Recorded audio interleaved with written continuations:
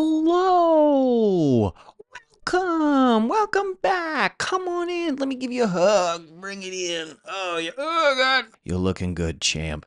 How are you? Did you get some water? Did you have some food today? I hope so. That's my carousel of joy, riding on the zebra of passion and power, up and down and all around. Merry-go-rounds. Good, bad. I enjoy them. I just want them to go faster. Yeah. What about like a super intense merry-go-round? Would it then be merry if it was much more terrifying? These are the questions we will not be answering today. Hey everyone. Welcome back to my YouTube channel. I use this channel to talk to myself with you. What's new? What's new in my life? I just traveled and I gotta tell you, man, I'm feeling very full. Was able to spend this weekend around a lot of very near and dear friends, and then also meeting a lot of new people, and just, I don't know, being a lot more social than I have in the past couple of weeks and months, and it feels really, really good. 2020 was interesting for me because I discovered a lot of things. One of them was I am a lot more introverted than I thought in my life. I always thought I was an extrovert, and that's true, but I definitely am so shy.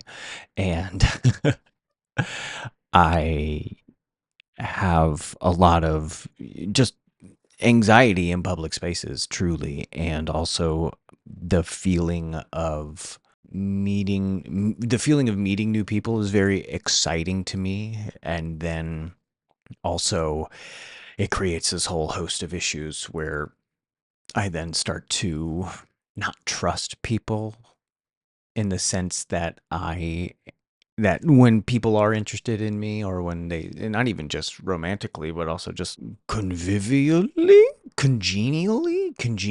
yeah, just friendly, just when people are being friendly, there's a part of me that just flat out doesn't trust them. I think a lot of that has to obviously do with stuff that I'm unpacking, but yeah, meeting new people was really exciting, and also then reestablishing really great relationships with friends who I hadn't seen in a while. And just the feeling good and feeling full, and that's really exciting. And part of that introversion that I discovered was also, man, when I crash out, I crash out. By Sunday and Monday morning, I was the biggest grump you will ever meet. Just not even don't talk to me till I had my coffee nonsense. Like, just straight up, don't talk to me. Leave me be. And I've realized now that that's just like a kind of a balance that I have to strive to find for myself, of what is the balance between filling that cup of socialization and then also taking some time for myself, and realizing that I don't have to be a socialite all the time. I can have some moments to myself, but I don't know. And what's interesting is that I do end up finding out a lot of good things about how my brain works when I'm in those high stress situations. It wasn't even high stress, and nothing even truly stressful happened. I would just discovered that I have this threshold, and then when I pass that threshold, the silver lining is I do make very interesting discoveries. A big thing that I've realized, and an unforeseen byproduct of this channel, not even a byproduct, but an unforeseen thing about this channel that I really enjoy for myself, truly selfishly, so selfish, is part of for longtime viewers, what's up? Y'all know who you are. Thank you. Oh my God. Ooh. Oh, hit my elbow. People who've been watching my content long enough know that I kind of started this as a form of self-therapy, because a lot of changes had happened in my life, and I discovered a lot of not even the self-sabotage, but the self-betrayal.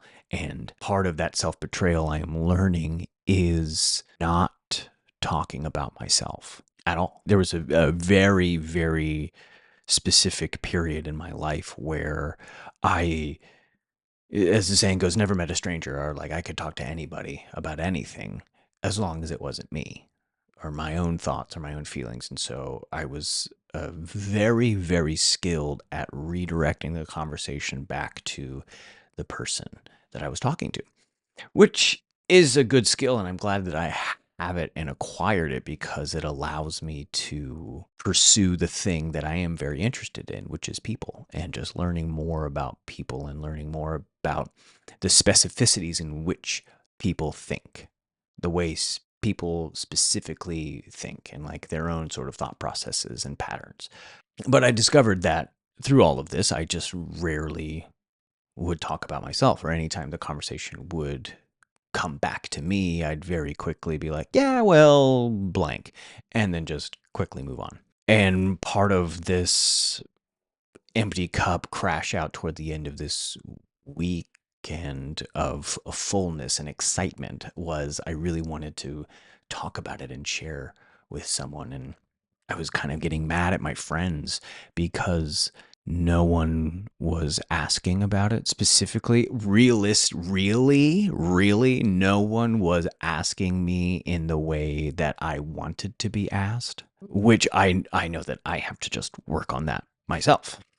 And also just learning that I do have to overcome that hurdle of just kind of sharing my experiences slightly unprompted, or using my experience as the initiator for a conversation. Then I can send it to someone else and talk to them. But yeah, just learning that and discovering that, oh, because I, like anybody, I want to be known. I want to be seen, and the pain that follows, or just the embarrassment really of asking all of these questions with this unintentional, well, yeah, it's kind of unintentional, but a little bit intentional, of asking people all these very specific and great questions so that then selfishly, so selfish, I will receive that same level of specificity back to me. So it's like I ask you all this stuff, and now you ask me these same questions so I can answer them to you,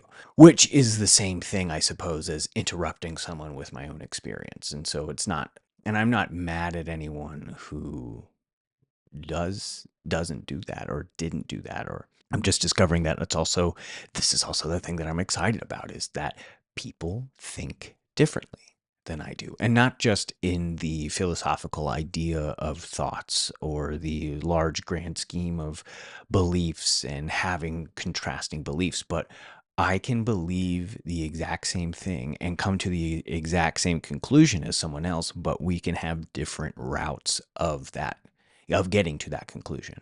And that's what's very interesting to me.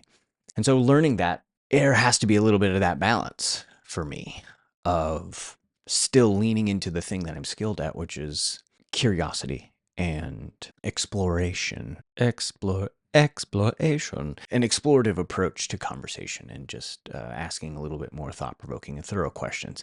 A la, let's get past the I don't like small talk kind of thing. I don't mind small talk because it's cool stuff. Like, it is interesting information, like whatever your favorite color is, or your favorite books, because it can be a launch pad into something more in depth. But just discovering that I do need to overcome that hurdle and just talk about myself and not be afraid to, and not because, here was the thought that connected to that. Sidebar, how many things and conditioned beliefs that I have that are from innocuous and interstitial moments in my life that had a much more profound impact than I thought, even in the moment. I think, again, human beings are masters of rationalization. We can rationalize anything.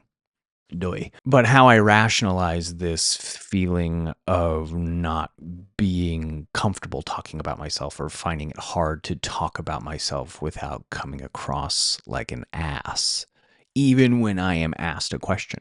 It was in high school, and I was talking to a friend about a show that they were like stage managing for, and they asked why I didn't audition, or really, I think I brought up the fact had I didn't want to audition because I wanted to give this other person a chance, and if I did audition, I know I would have booked it. Truly unfettered cockiness. I think. I don't think it was this confidence. I think it was cockiness. But after the fact, some time had passed, and then my friend and I were sort of talking about that moment, and he was like, "Wow, yeah, Mitch was kind of an asshole," or like, "Why are you being such a douche?" Because this, we were also talking about our other friend who had the role. In learning that, I internally freaked out, or really internalized that as like oh yeah, you should just be more cautious with how I speak. And then that caution turned into monitoring, which turned into quelling. Quelling? Just, keeping myself down. All from this place of, I just wanted to be liked. And so I'd rather withhold my opinion if that meant I was liked, instead of sharing my opinion and therefore being authentic if that came at the cost of a friendship or someone's opinion of me. That's over dramatized. Another one I truly just thought of right now. Also in high school, wow, a monumental time. I was talking to this person. Yeah, I think at this time they were my ex. We had dated for a little bit, and yeah, I've since apologized to them. It flat out wasn't good. It's just like things you hear and it's like, oof, that's bad. Basically, I don't even remember the context of how this brought up, but I think they asked me to tell them like the things that I didn't like about them, and I just did. Like I just kind of boom, boom, boom, laid out some stuff that was cruel. Like it was a bit of character attacking and a bit of body shaming, like stuff that's just really not okay at all. And obviously, it really impacted them and hurt them. And then I tried to goad them into doing the same thing to me. But then, of course, they opted to take the moral high ground and didn't do that. And thus, that is another thing that I can sort of rationalize, or at least look to as a potential first time. Not the reason, obviously, because the reason is lost to time and lost to my experience, because this was almost 20 years ago. So much life has happened for me in between then and now. But I can look to that as maybe one of the first times where I learned this lesson of hold your tongue. It's better to not speak than speak poorly or ill will of to speak ill of someone. And obviously there is merits to thinking before you speak, and I certainly am glad I have learned that lesson, because it has certainly saved me many a headache and many an argument in my life since then, because I learned the lesson then of seeking that patience with myself to speak clearly and eloquently and choosing my words carefully at the risk of hurting someone else. So, but yeah, it's still obviously it means a lot to me if I'm thinking about this thing from 20 years ago, and just like yeah, it's like the phrase, it's like looking back at old pictures of yourself. And I remember in the moment, I used to have my hair super long, and it was this glorious afro because I have very curly hair. And my parents at the time were like, "You're going to look back on these photos and regret this haircut because it's ridiculous." I was like, "No, I'm not. Never." And I kind of don't, and I kind of do. Just because it was like, or you know what? Actually, I don't. I don't regret that hair at all. I love it. But I understand the sentiment of looking back at my life now with a little bit more maturity and growth of just, oof. But I was a kid. While that was a mistake that did cause pain to someone else, thankfully it was something that could be rectified. Maybe. I don't know. Honestly, I also haven't seen this person in over, yeah, 12 years now. Maybe, if that, if more. So And I'm learning in this process too that I am accessing a lot more of my memory, which is very nice. I had struggled with really remembering a lot of stuff from my past, and now that I kind of take a little bit more time to think about it, I do remember things, which is good. So it's not just this big blur. It's definitely a blur still, but there are pockets of clarity that are coming through, which is lovely. But something that I connect to this, that this happened more in my 20s, was the comparison being the thief of joy, or like the comparison being this enemy, where I would do the thing that I do, which is talk to people and ask them really great questions, and therefore learn more about them and learn not so much detailed, but certainly more zaba zaba is what I'll say. You know what I get. The zaba zaba, you know. And in that, I was just discovering more people's experiences and hearing more about these adventures and these journeys that they had, and I would get very, very critical of myself, and just in a comparative way of, man, they've all led such interesting lives, and I haven't. My life is so uninteresting compared to them, or compared to their lives, and so I'm in this phase of my life. I am attempting to break away from that learned behavior, because it's, even if it is objectively true, even if someone has had an objectively more interesting life than than my life, interesting doesn't equate to quality, right? Just because their life is more interesting doesn't make it better or worse than mine. It's just life, It's just their life and mine. And so trying to get away from the learned behavior of, why bother sharing about myself when I am deeply uninteresting? Because that's not true, right? No, it's not true. And if you think your life is uninteresting, surprise, surprise, it is. Because to live a life, to be alive, is exciting. And I'm sure each of us have stories and experiences that are fun. And even if not, you can still generate the enjoyment and fun from monotony, from simplicity. I think it just comes into the importance of discovery, also framing and delivery, because a good storyteller can make going to the grocery store a fascinating story, and a bad storyteller can make climbing Mount Everest the most boring thing ever. So it's always, of course, how we tell our stories too, and how we talk about ourselves. And I think part of that comes from the belief that my story is worth telling, or my experiences are worth telling, because obviously certain levels of neurodivergence have the difficulties reading social cues in a conversation. And so that is a caveat to this, but we can know when someone is interested in us, even just in a conversational place. And so then to then see those signs of someone either being distracted or not being interested is like, oh, okay, you're not my people. And not in a bad way of, therefore I cast you out, be gone. It's just, all of us will have our communities where our stories are appreciated and exciting.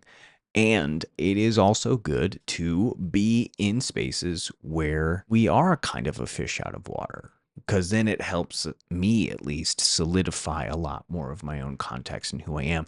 And in the best way, I may learn something new from this different community, both about the world at large and about myself, because I want to stray away from these isolationist ideas, or these sort of tribal mindset where I only want to talk to people who agree with me or like what I have to say. And so lock it down, because that can get very dangerous very quickly, obviously, because then you can sort of self-perpetuate, and then bingo bango fascism, bingo bango manosphere, bingo bango alt-right worlds. Yes, it is good to find your tribe and find your group of people who believe in you and uplift you and listen to you and respect what you have to say, so that you can use that as a home base to then go out and explore and be challenged in your own thoughts, both to affirm what you already believe and then also to change your mind, because,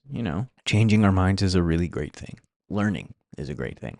I think that's it. You are an inherently interesting person. And if no one's told you that today, I'm glad I did. Thank you so much for watching. Be sure to like and subscribe, and I'll see you next time. Okay. Bye.